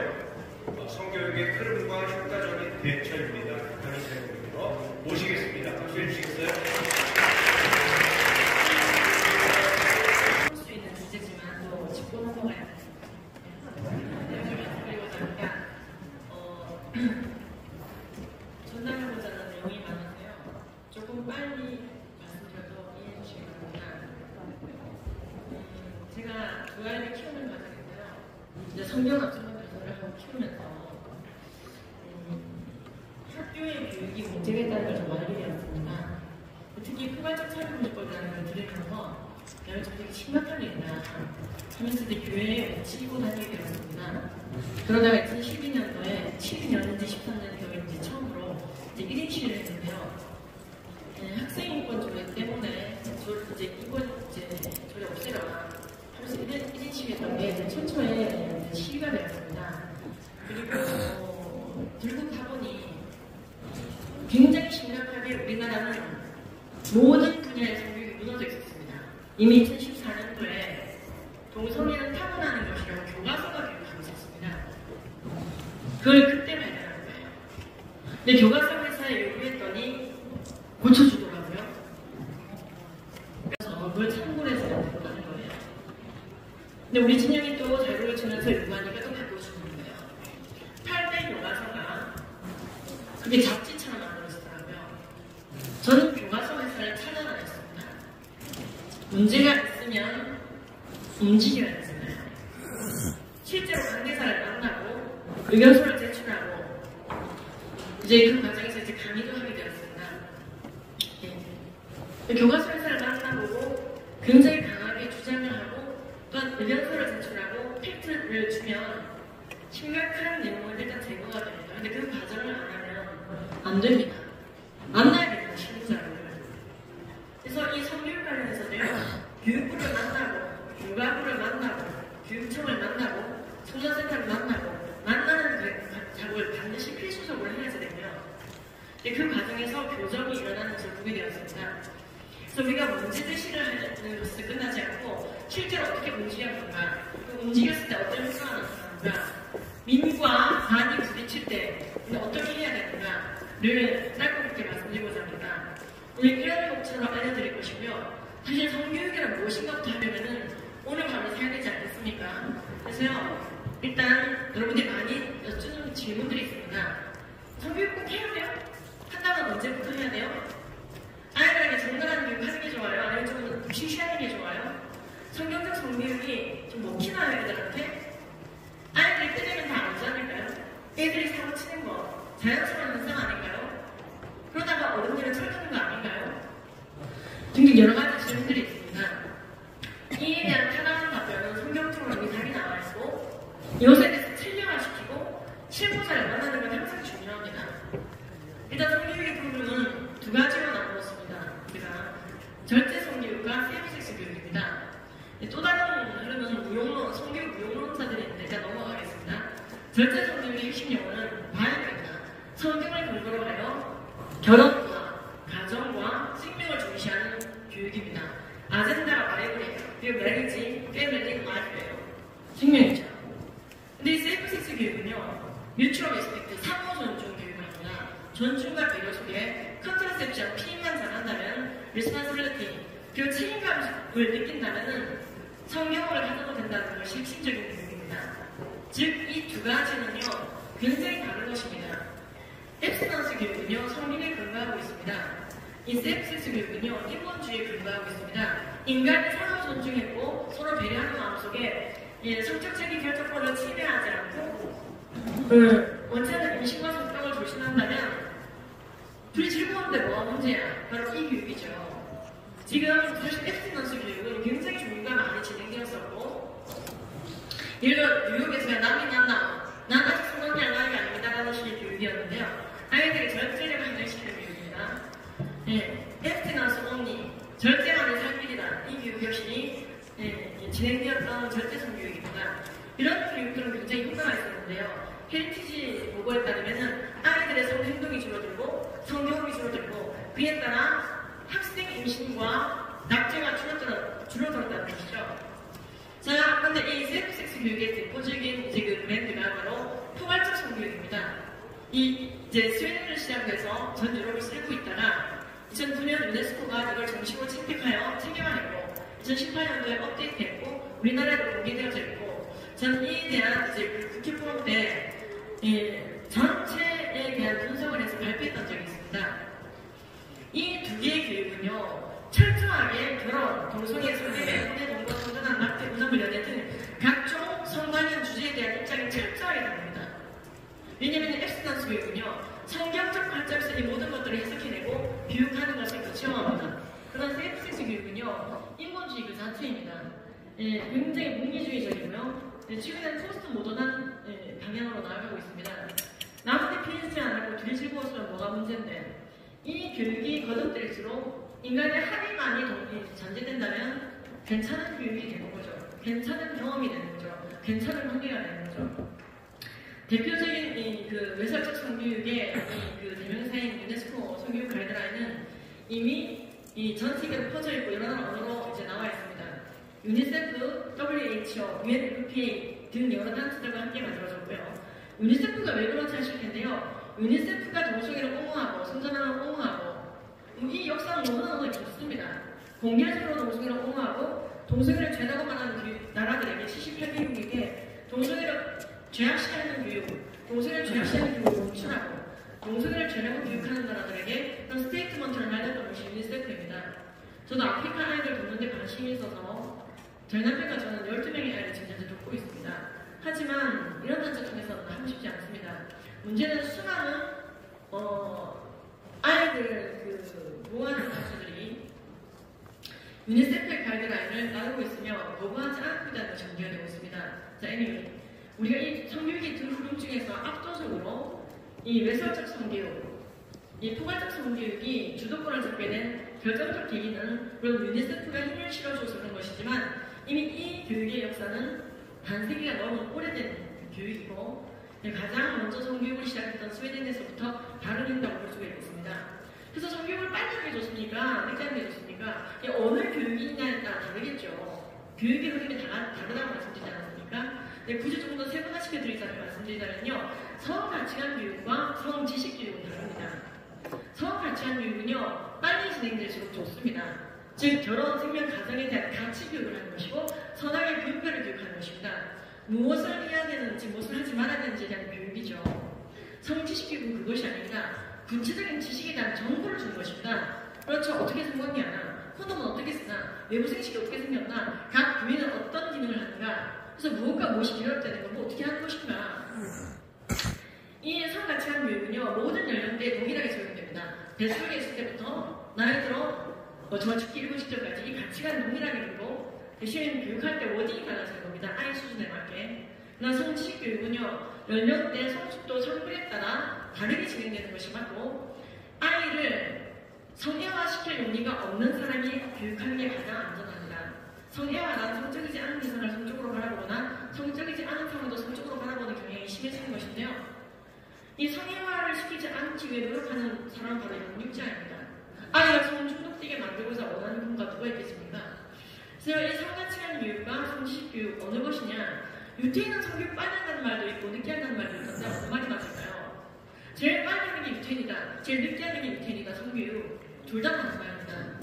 성가치관 교육은 제일 빨리 하는 게 유태인이 토라를 다 외우게 하죠. 달달달달 무엇이 감이고 무엇이 주를 기쁘시게 하지 않는 것인지. 그러나 지식은요 어떻게 사람이 성공하는지는 결혼 단을 알아도 괜찮아라고 교육하는 것이 유태인 성교육의 한 흐름입니다. 그래서 우리가요 가치관 교육에 먼저 들어가주는 게 중요하고 이 가치관 교육에 있어서 신앙 교육이 베이스로 깔리는 것입니다. 그리고 충분히 아이가 그 성숙도에 맞는 지식을 받아야 됩니다.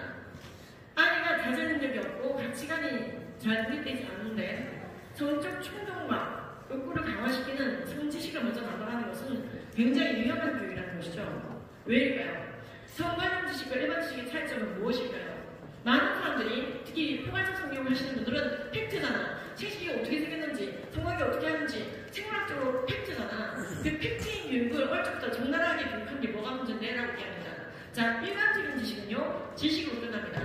비정상승의 원칙 이걸 배웠더니 정말 여러분들이 여러 가지 용매를 이용하여 끓는 점에서 실험해보고 싶으셨나요? 그걸 알고자 하는 욕구와 충동과 호기심, 바로 행동하는 실행 능력, 내가 이런 걸 해도 되나? 가풍과의 부딪힘, 부모님이 아셔도 되나? 하나님은 어떻게 보실까? 내 양심과의 같을. 여러분들이 베이컨의 경험론을 배웠더니 데카르트의 합리론이 너무 궁금해서 그것을 알고자 하는 욕구와 충동과 호기심, 베이컨이 살았다는 나라에 가보고 싶거나 중국 나라를 역사를 배웠더니 우나라 다음에 주나라, 주나라 다음에 춘추전국 시대, 춘추전국 시대 다음에 내가 진짜 진나라가 어땠는지 한번 중국 역사를 알아야겠고 한자를 알아야겠고 본토를 가봐야겠고 행동을 실천해야 되겠다. 이런 예방 올라오시다고요. 지식으로 끝나시나요? 그렇죠. 지식으로 끝납니다. 일반적인 지식은 지식으로 끝나는데 만약에 나는 그런 욕구가 있었다. 나는 우리나라 지리를 배우는 순간 대동령 지도를 내가 실제로 땅을 밟아 만들어보고 싶었다. 지리 천재인 거예요. 그렇다면 근데 보통 그렇지 않습니다. 인수분해 배웠더니 너무 방정식이 알고 싶고 방정식 배웠더니 너무나 미적분이 알고 싶었다. 미분적분 배우고 나니까 삼각함수의 적분이 배우고 싶다. 이거는 수학 천재죠.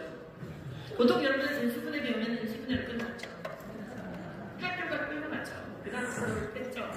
근데요, 성적인 지식은요, 일반적인 지식과 달리 인간의 성적인 욕구와 결합을 일으키는 겁니다.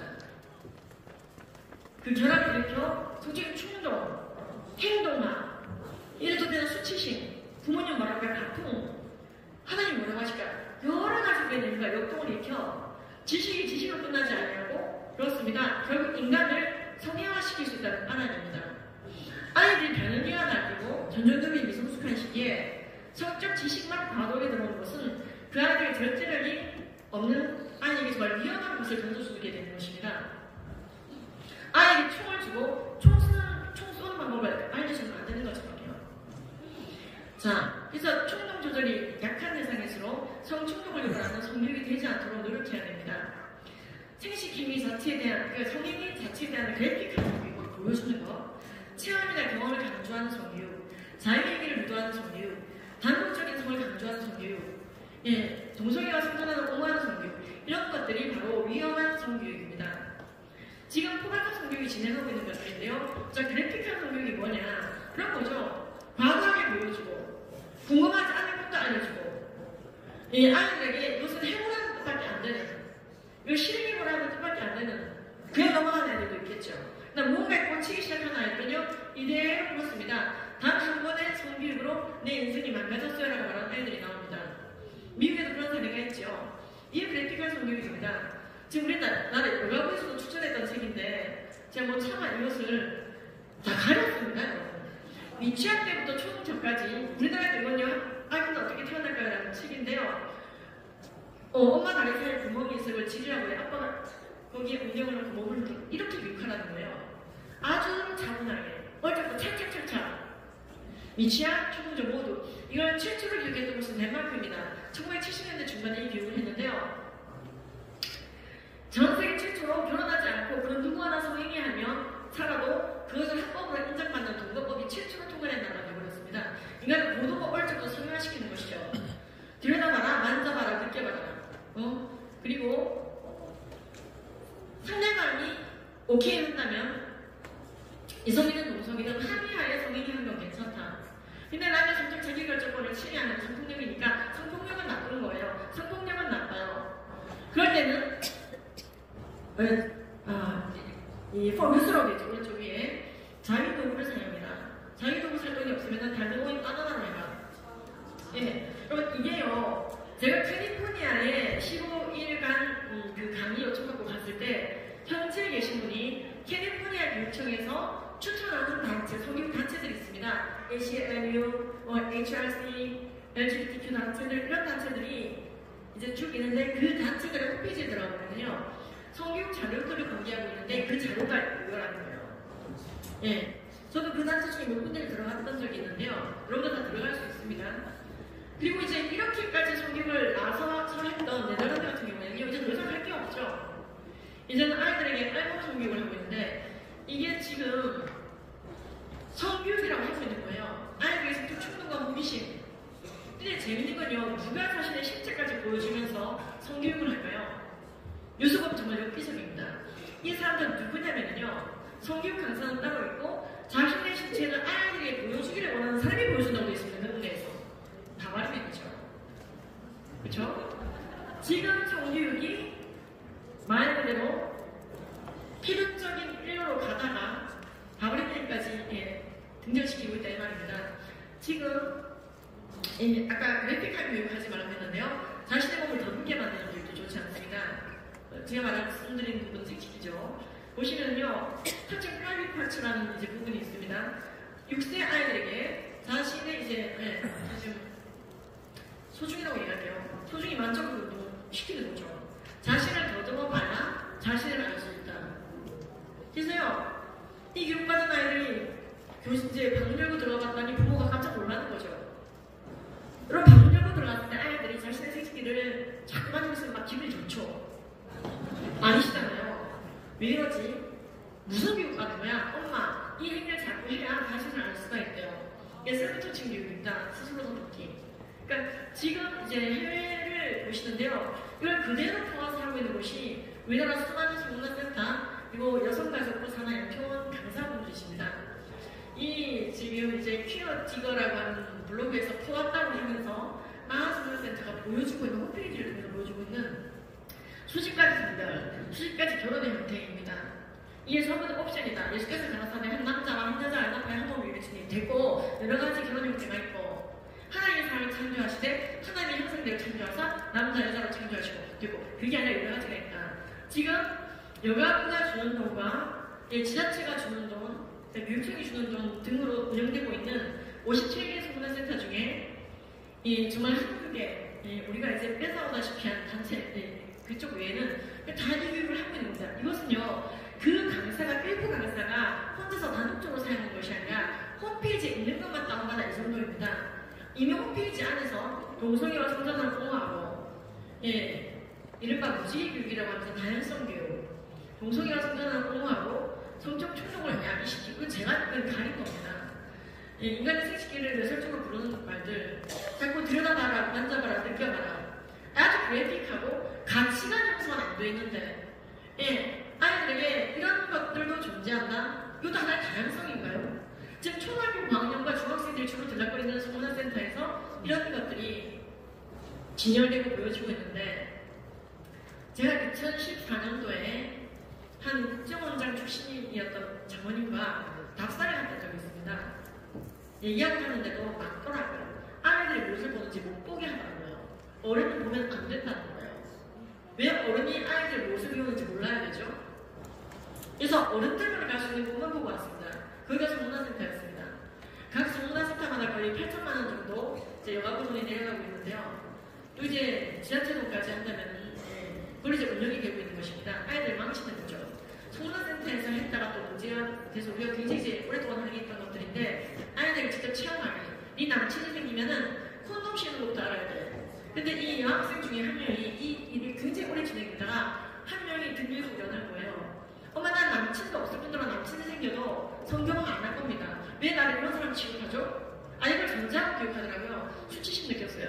그리고 이건 하나의 폭력이에요, 엄마. 그래서 이제 나한테 왜 자꾸 이걸 시험보라고 하는 거예요? 왜 나한테 성행동을 하게 하는 거예요? 그래서 이제 많이 이제 룰 위로 드러나기도 했었죠. 지금 이 성문화센터 교육은 아닙니다만 그에 유네스코 포괄적 성교육 지침에 준한 교육이 이루어지고 있습니다. 자, 지금 이게 교육청 가이드라인입니다.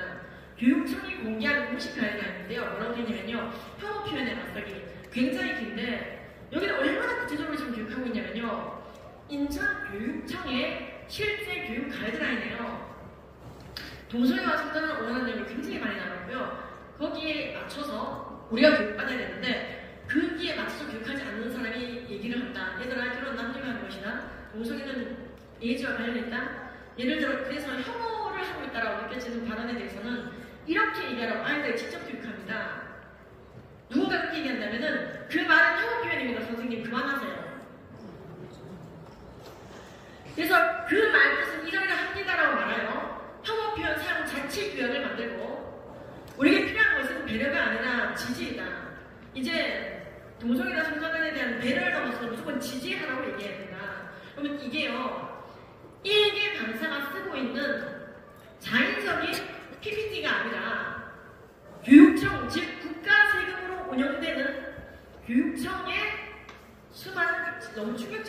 계시는데 지금 오늘 어르신들 많이 있기 때문에 매운맛 사실 다 뺐습니다. 예. 요즘 제가 가리지 않았습니까? 교과서를 통해서 아이들에게 성적 충돌과 호기심을 자극하고 좀 다 가렸습니다. 그래서 이건 굉장히 또 이것도 항의했더니 빼더라고요. 여러분들 알고 있는 것을 가지고 공기간에 찬양하시라 이 말입니다. 우리 여기서 정신 승리하는 거 굉장히 중요합니다만은 찾아가야 됩니다. 여러분 선교도 그렇지 않습니까? 찾아가지 않습니까? 예, 제가 해보니까 효과가 있더라고요. 교정됐지만 그건 약간 이제 미루어지는 정도지 더 강력한 효과를 내려면요 이제 우리가 움직이고 있는 것이 관의 차원까지 영향을 끼쳐야 된다는 걸 느낍니다.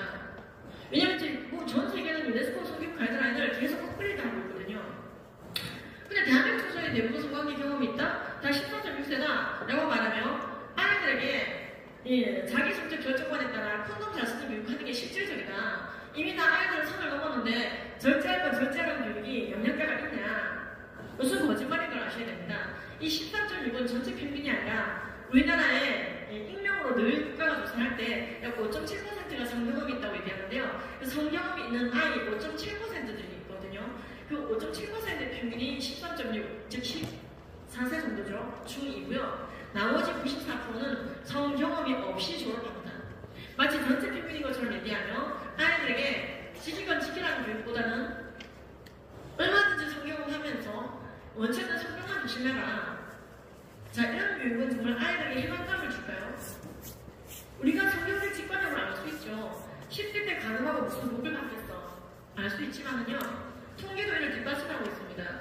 10대 때부터 성경을 하는 아이들은 그렇지 않은 아이들보다 평생에 걸쳐 가난해지고 낙태를 경험하며 성병에 걸리거나 미혼모가 되고 결혼을 피창할 확률이 훨씬 높았어요. 이 메리트 스터디도 뒤에 척도는 이혼율입니다. 여러 가지 척도가 있겠지만요. 근데 정말로 10대 때 성경험은 평생 낳는, 평생 진행되는 문제가 된다는 것입니다. 지금 우리나라도 비슷합니다. 어느 나라도 마찬가지입니다. 우리나라에서도 조사해봤더니, 그래, 자기 성적 결정권에 따라 합의하에, 상대방이 동의하에, 남한테 피해 안 주면서 언제나 임신과 성병을 조심하며, 10대도 성적 존재니까 마음껏 발산하라고 했는데, 그렇게 했을 때 행복해지더냐? 자, 이 통계에 따르면 그렇지 않다는 것입니다. 10대 때 성경험은 우울감을 심하게 만들고 스트레스를 높이며 자산감이 높아지고 행복감이 낮아지더라. 이건 남학생, 여학생 모두 이렇게 얘기한다는 것이죠. 일반학교에서 저희가 이 통계를 보여줍니다. 아이들이 놀랍니다.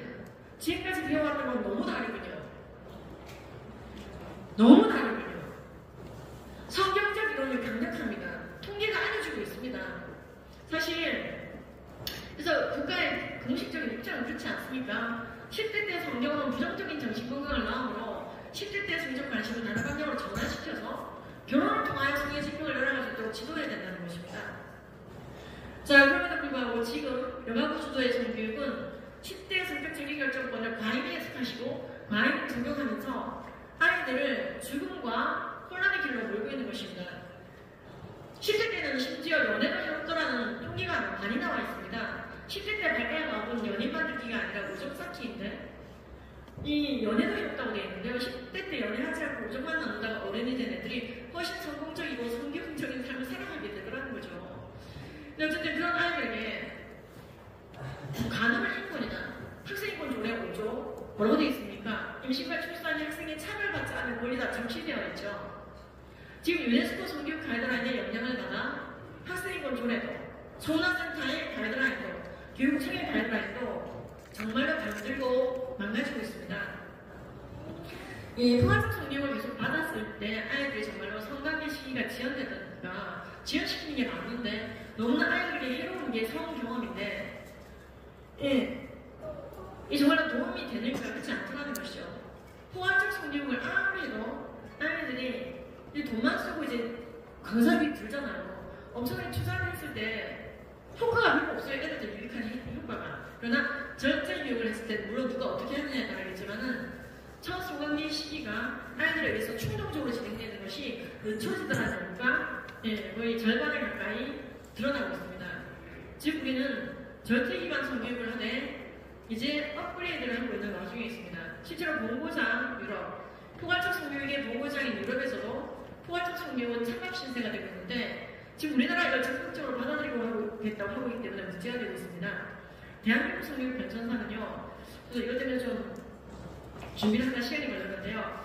간단하게 말씀드리자면은 성교육이라는 단어가 처음 이제 등장한 것이 27년으로 드러나고 있습니다. 그러다가 성교육 논리라는 것이 조선중앙일보에 연재됐었고요. 60년대에 성교육 정책이 시작됐는데 이때는 순교육 지침서로 진행됐습니다. 그러다 82년도에 성교육이라는 단어로 대체되게 되었습니다. 그리고 제4차, 즉 7차 교육과정을 거치면서 성교육이 의무화되고 이 와중에 여성계에서 포괄적 성교육을 적극적으로 끌어들게 됩니다. 그리고 이제 학교보건법이 개정되면서 보건교육 안에 성교육이 들어가게 됩니다. 연간 15차시까지 확대돼가지고요. 무슨 성교육을 1년에 15번 하고 있냐. 자, 이것은요, 성교육 시간만 별도로 하는 것이 아니라 수업 시간에 같이 묶여서, 예를 들어 도덕 시간에 하는 것, 생물 시간에 교육하는 것, 그 성교육까지 포함되어져서 연간 15차시로 확대되고 이 안에 성폭력 예방 시간이 포함되어 있습니다. 법적 가능한 사람을 불가해야 됩니다. 그러나 세상은 결혼을 위축시키고 결혼 이후에 5천만 성인 실평을 열어라고 교육하고 있는 것입니다. 사실은 선언수는 우리 모두가 가능한 자로 지목했지만 우리에게 필요하다고 말씀하고 계십니다.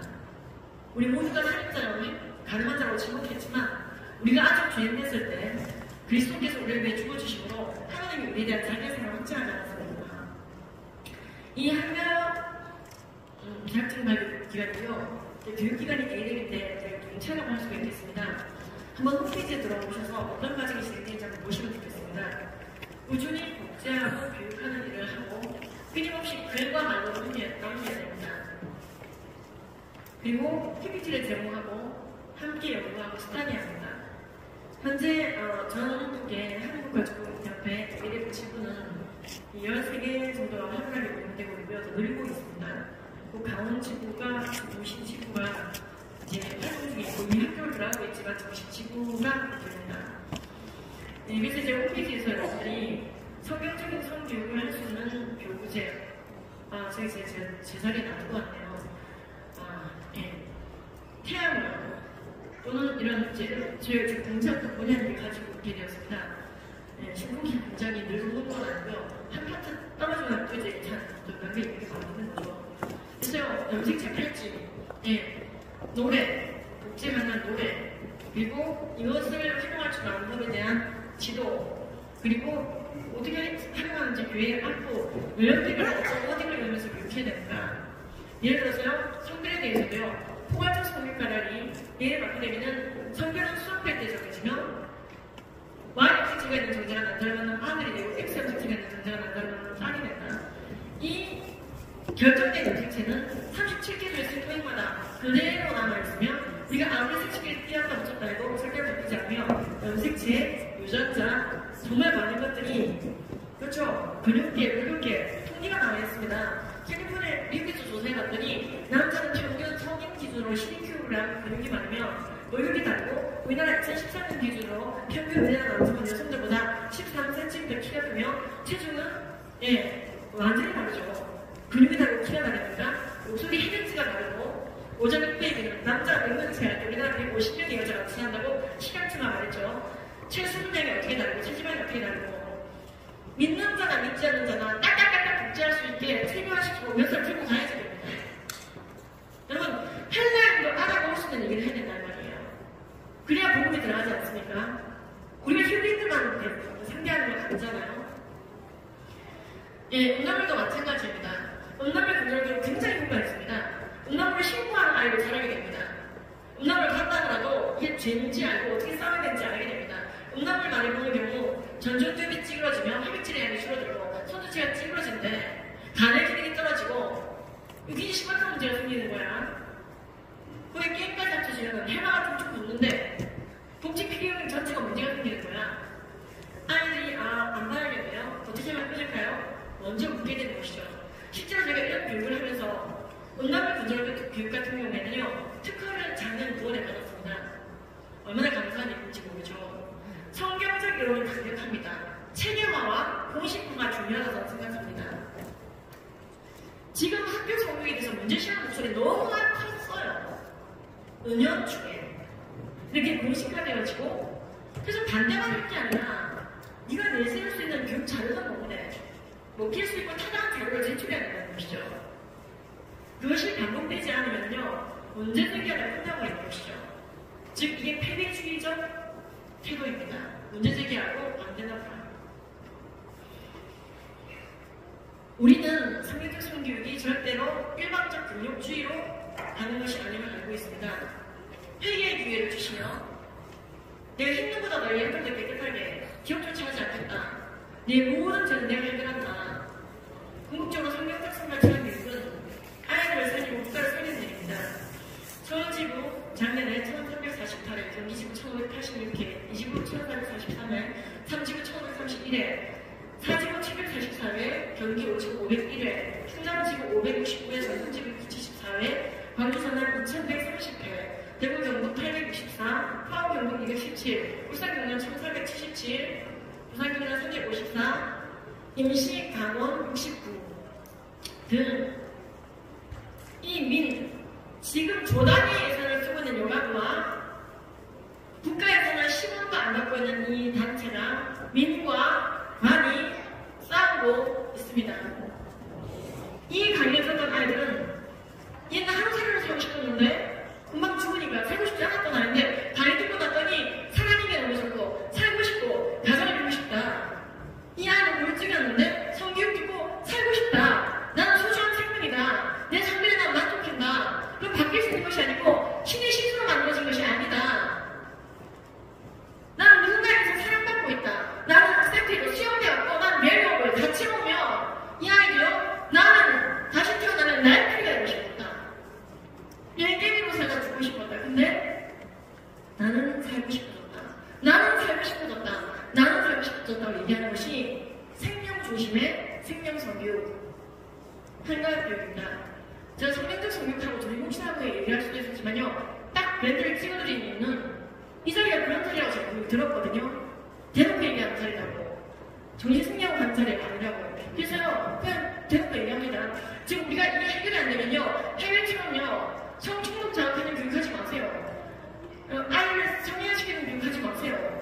학교 등록을 할 겁니다. 성교육 자체를 하지 마세요. 포괄적 성교육 하지 마세요. 투머치 투순. 어린 나이에 너무나 많은 정보를 주시지 마세요. 아이들에게 너무 발전, 충동 일으키는 교육 좀 하지 마세요. 하지 마세요. 아예 성교육 자체를 하지 마세요. 하지 말라고 말하지만 어떤 성교육 해주세요라고 제시를 못하는 거죠. 우리가 학교에 들어갈 수 있었던 거는요. 반대만 하는 것이 아니라 그래서 어떤 교육 자료를 하는지를 보여주는 거예요. 괜찮으세요? 들어갈까요? 들어가고 있는 것입니다.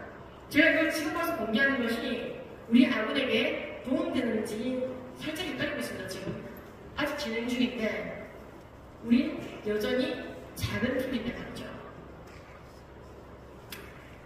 이런 잘못된 교육받은 아이들이 진짜 창세기 개정운동을 하자. 외설적 성교육받은 아이들은 결국 창세기 개정하자. 고린도전서를 개정하자. 성경 개정운동을 불사하며 하나님의 창조 실서에 대들고 있다 이 말입니다. 끝으로 이것만 잠깐 한번 말해요. 그럼 성경적 성교육 할 때부터 있으면 다 괜찮은가? 절대 아닙니다. 교회라고 하면 다 멀쩡한 교회인가요? 이남교회가 얼마나 많은가요? 지금 성경적 성교육을 한다는 수많은 단체들이 운영하고 있는 책 중에 보면은요. 하나님 예수님 글자만 잔뜩 들어가 있지 결국 여기도 생식기 만져봐라 더듬어봐라. 딸에게 음행의 기능이 무엇인지 5세기만 아이에게 클리토리스 기능을 얘기해라. 만져보게 하나. 자, 자신의 생식기를 만져보게 하나. 만지지 않으면 깨닫지 못한다. 자, 세상 성교육이 예수님 하나님 글자만 덧붙여놓고 그럼 동성애 낙태만 반대하면 충분히 성경적인 게 아닙니다. 방식 자체가 이미 가치관 이전에 취입 전달 위주가 있거나 그 과정에서 이미 아이들을 성경화시키는 성경적 성교육이 너무 많아요. 그래서 이것에 대해서 이런 걸 추천하지 마십시오라고 얘기하면은 왜 아무를 공격하느냐. 제가 아무를 공격하는 것이 아니고 우리 안에서 다듬어짐이 필요하지 않겠습니까? 예수님 하나님만 들어가면은 충분히 성경적인가요? 아닙니다. 제게 언니는요 프로젝트 추종자였습니다.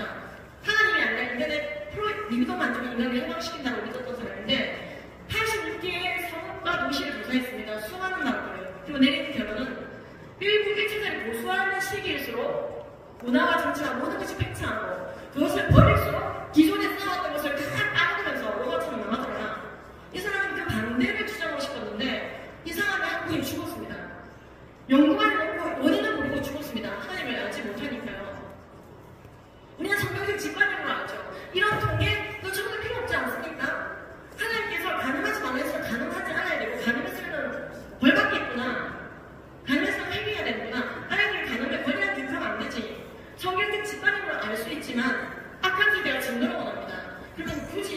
증거 안 될 필요도 이렇게 뭐 증거 안 되면 뭐 어떻습니까만은 이렇게 증거를 내서라도 통계를 내서라도 한 아이라도 구할 수 있다면 구하고자 하는 것이 저의 스피치입니다. 정통기독교 성교육은 지금 현재 저희 협회는 해외 교육까지 지금 계속해서 나가고 있습니다. 올해도 중국 교육, 작년에 베트남 교육, 올해 계속 이제 집장들이 진짜 자비랑으로 섬기고 있습니다. 전 세계 정통 기독교 성교로 남아있는 이 정통 교육이 온 세계로 뻗어나가는 것도 좋지만은 한국교회 그리고 한국의 아이들을 정말 세워가는 데 잘 쓸 수 있도록 관심 가져주시고 공적인 영역을 함께 싸워주시기를 주님으로 간곡히 부탁드립니다. 감사합니다. 말씀하셔야 될 것을 짧은 시간에 강의하실 거고 그래도 꼭 들어야 될 말씀들은 다 들으셨죠? 네, 감사합니다. 우리가 기도하기 전에 이제 마지막으로 기도하기 전에 크룩스 찬양을 한번 더 모시겠습니다. 나와서 찬양해 주시고 이어서 우리 감리교 감독을 지내신 원성호 목사님 전한달 공동 대표시고 현 한달 부분이신데요. 기도를 한 5분 정도만 우리가 집중해서 기도하고 축도하고 마치도록 하겠습니다. 네, 박수해 주십시오.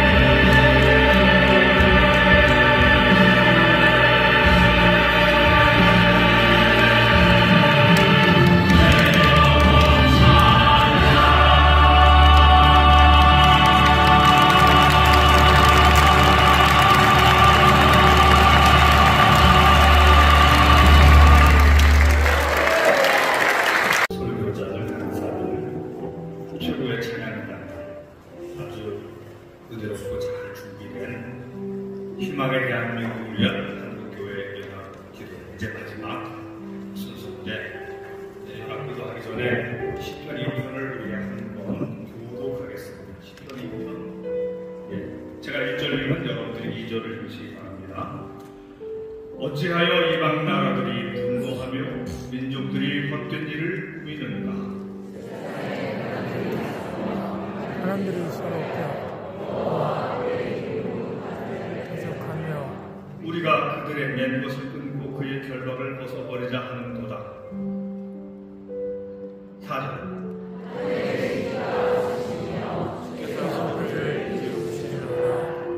그때의 분을 바라며 진노하사 그들을 놀라게 해로 이르시기를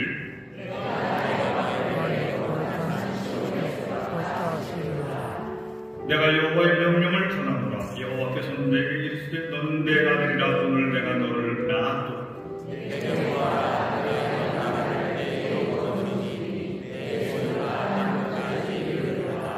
내가 철장으로 그들을 깨뜨리며 질그릇같이 부수리라 하시도다.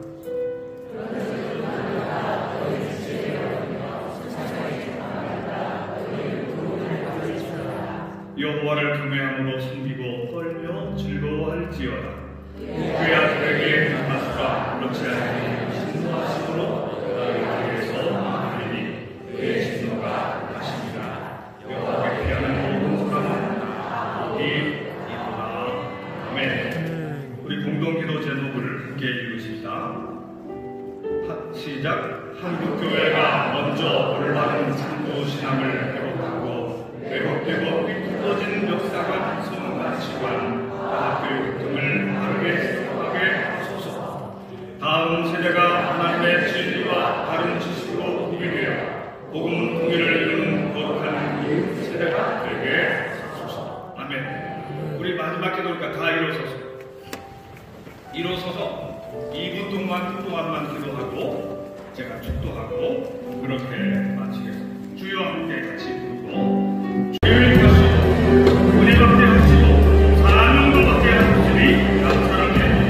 남은 자들이 하나님께 드리는 말씀과 사명을 가지고 이 나라 교회를 일찍 지켜가게 하옵시고 이 어지러운 삶, 이 위기의 대한민국을 구원하는데 주님의 도구로 쓰임받게 하여 주시옵소서. 끝까지 남은 사람들에게 하나님께서 건강과 평안과 사명의 성령의 능력으로 함께하여 주시옵소서. 주여 이 나라가 도실론이 뿌리되지 않게 하여 주시옵소서. 진화론 유물론 공허와 주전 공성에 다 날려가게 하여 주시옵소서. 하나님의 철장으로 박살나게 하여 주시옵소서. 거룩한 나라 제사장 나라가 되게 하여 주시옵소서.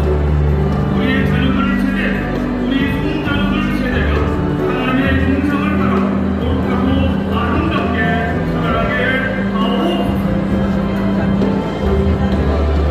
주여 함께하여 주시옵소서. 두 손을 모으고 이제는 우리 구주 예수 그리스도의 사랑하심